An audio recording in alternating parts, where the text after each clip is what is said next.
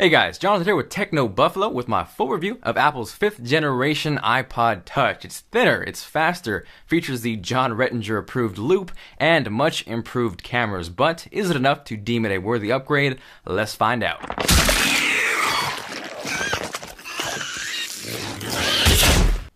Well, that was awkward, damn it, and it hit the real intro.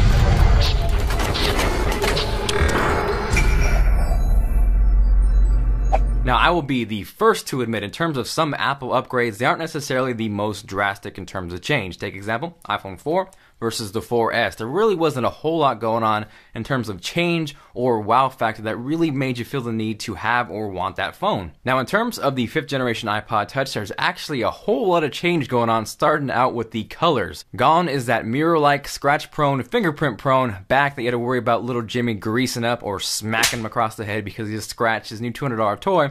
And in is a much improved aluminum back that comes in slate, silver, yellow, which is kind of more of an ugly gold, pink, blue, and product red, which is only available through Apple, but it does go to the support of AIDS in Africa. These come solely in 32 and 64 gigabyte capacities. If you guys are interested in checking out those colors, the best pricing and availability, that is linked down below. Now, aside from those fancy pants colors, more importantly, we now have a longer 4-inch Retina display that features the same 1136 by 640 resolution as the iPhone 5. But maybe even more important than that, in terms of actual display quality, I really couldn't tell a difference between the new iPod and the iPhone 5.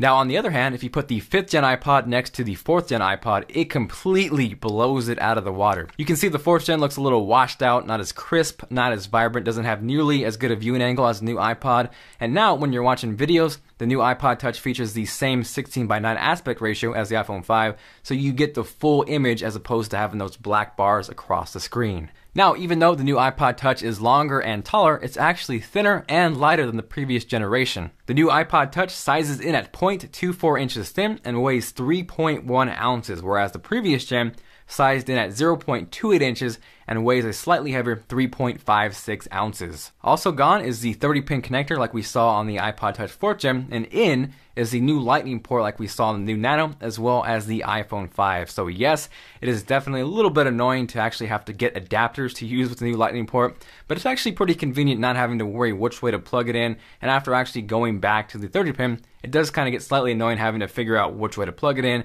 and kind of fumble with it. So even though it is annoying, it's not that bad, and I do like the new Lightning connector. One thing that did annoy me, however, is on the volume rockers, there is no silent profile switch like we see on the iPhone 5. So if you want to actually mute the device, you got to manually turn everything down or hold it, which is slightly annoying, but it's not going to be a deal breaker, and I'm sure it's going to take you all of 3 seconds to mute it, but I just wanted to point that out for some of you guys who actually care about that. Now, in terms of internals and performance, that is also dramatically improved. We have the new A5 chip in the 5th generation iPod Touch, so performance in terms of benchmarking is nearly doubled. It features twice the RAM, so it's going to help with multitasking, and the bigger 4-inch display is actually really enjoyable as far as gaming goes. If you guys are interested in checking out this game, I'll have it linked down below. Now, in addition to a faster processor, a more enjoyable gaming experience, Wi-Fi has also been dramatically improved on the new iPod Touch. In benchmarking it and getting some tests, I actually almost doubled my performance as opposed to the previous gen iPod Touch, so there's definitely a huge difference there as well. Now I'm going to stop you guys right there because I can read your mind. You guys are saying, Jonathan, what about the loop? What is the loop? How does it work? What does it do? So what it is essentially a lanyard that attaches to the iPod Touch. There's a little recessed button that you pop out, attach the loop, and then throw it on your wrist, and it prevents you from dropping it. As silly as it seems or sounds, it actually works as advertised, and I know a lot of kids will be using this, so it's actually pretty smart to include this. That way they don't drop their brand new birthday present, and once again, you gotta smack Jimmy across the head.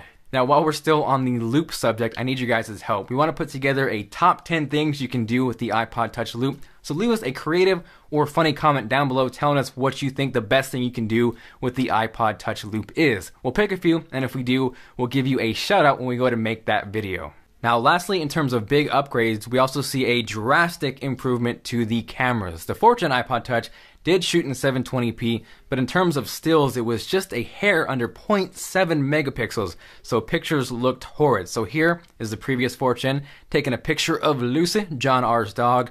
You can see it's a little grainy, washed out, and bam, there is the 5th generation iPod Touch. You can see it's clear, maximum cuteness engaged, and overall it just looks a lot better.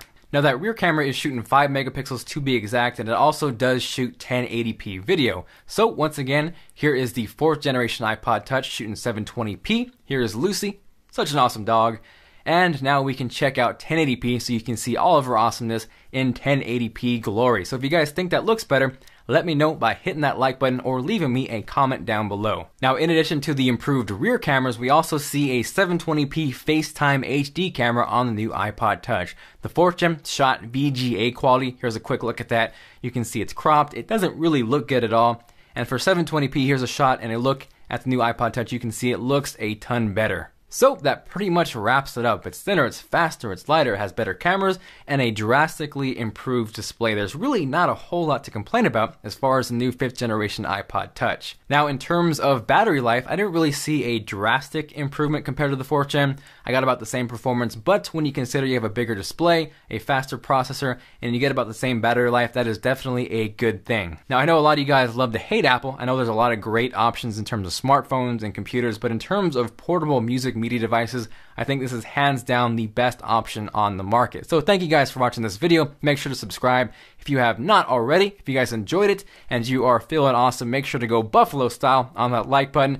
This is John M. or John for Bulls signing out. Make sure to check out technobuffalo.com for the latest and greatest tech content. I will see you guys later.